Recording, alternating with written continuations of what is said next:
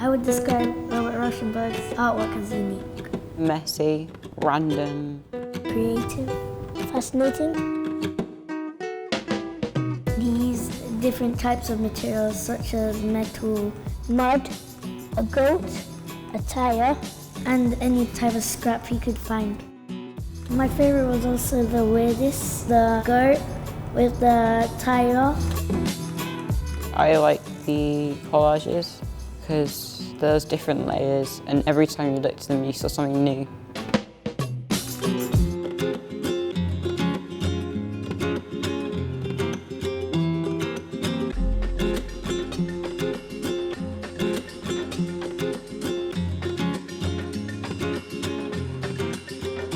This is my collage, and it's about family, as I think family is very important. I wouldn't know where I'd be without family. Sports has been a big part of my life. It's mainly about football, because that's what I play. Football is not about winning, but it's about having a great time.